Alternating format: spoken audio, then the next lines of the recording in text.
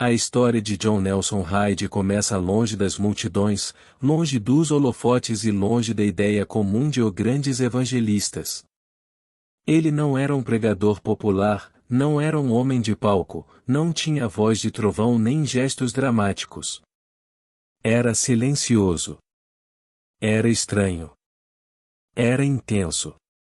Era um daqueles homens que, se você cruzasse na rua, jamais imaginaria que carregava uma dinamite espiritual dentro do peito. Nasceu em 1865, nos Estados Unidos, filho de um pastor presbiteriano. Cresceu num ambiente de disciplina, Bíblia aberta e senso de dever. Mas desde cedo havia nele algo diferente, um desconforto constante, uma sensação de que sua vida jamais seria comum. Enquanto amigos planejavam carreiras e famílias, Hyde sentia uma força empurrando-o para longe, para o desconhecido. Após se formar, tomou a decisão que marcaria tudo, tornou-se missionário na Índia, numa região dura, resistente, culturalmente fechada e espiritualmente complexa.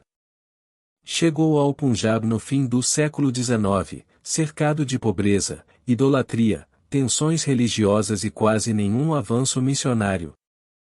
Os relatórios da época eram frios. Terreno difícil. Conversões quase zero.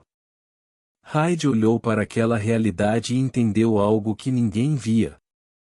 O problema não estava no povo, se estava no céu. Não havia fogo porque ninguém pagava o preço da intercessão. Era aí que sua vida mudaria.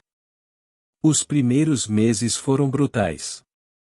A língua parecia impossível, a cultura não fazia sentido, e a resistência espiritual parecia uma muralha. Muitos missionários desanimaram. Outros adoeceram. Alguns voltaram para casa. Hyde, porém, encontrou uma caverna secreta, ou a oração. Começou com horas. Depois, virou hábito. Depois, virou vida. Orava de madrugada, orava à tarde, orava à noite, e quando acabava, sentia que precisava começar de novo. Não orava com palavras bonitas ou discursos decorados. Orava com lágrimas. Orava com gemidos.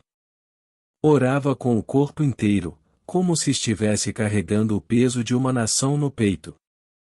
Seu clamor ficou famoso. Dá-me almas, Deus, ou morrerei. E algo começou a acontecer. Primeiro devagar. Depois como avalanche. Missionários relatavam que cidades inteiras começaram a ter ondas de conversão do nada. Homens e mulheres que jamais haviam entrado numa igreja apareciam pedindo oração. Cultos simples se transformavam em encontros de quebrantamento profundo. Era como se o ar ficasse mais leve depois que Hyde orava. A fama começou. Não a fama comum, mas a fama silenciosa dos gigantes espirituais. Quando alguém dizia: Brian Hyde está orando por você. As pessoas choravam sem entender o motivo. Os anos seguintes foram um mergulho ainda mais profundo. Hyde passou a orar 8, 10, 12 horas por dia. Jejuava com frequência assustadora. Intercedia por cidades inteiras, por missionários, por regiões específicas. Ouvia nomes, impressionava lugares na mente, e orava até sentir que algo no mundo invisível tinha sido rasgado. Em uma conferência missionária de 1904, todos esperavam uma palestra teológica. Hyde entrou, se ajoelhou no chão, colocou o rosto no pó e ficou em silêncio. Por 40 minutos. Quando levantou, o ambiente estava em lágrimas. Ninguém esqueceu aquele dia. E então veio o ponto de ruptura.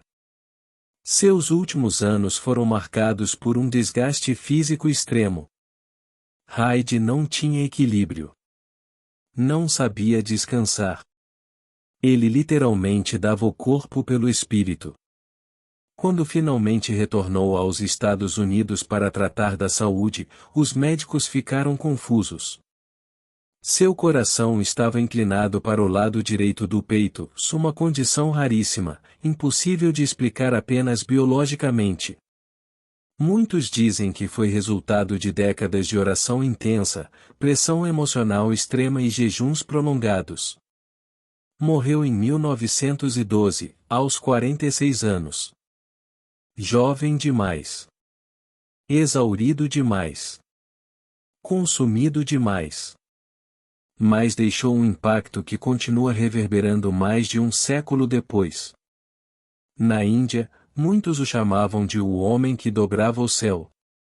Outros diziam que ele tinha um rosto que parecia ter conversado com Deus ontem à noite. Para muitos historiadores missionários, Hyde foi o intercessor mais radical da era moderna, um homem que provou que avivamento não nasce do talento, mas do joelho. Sua vida é um protesto silencioso contra o cristianismo superficial. Um lembrete de que, antes de Deus levantar pregadores poderosos, Ele levanta intercessores secretos. Homens que ninguém vê, mas que o céu inteiro conhece. John O'Brien o Hyde queimou até o fim, se sua chama segue iluminando gerações. Achou interessante a história de Brian Hyde? Se inscreva no canal Milagres que Tocam. Curti e bora compartilhar, comenta. Vamos conversar nos comentários.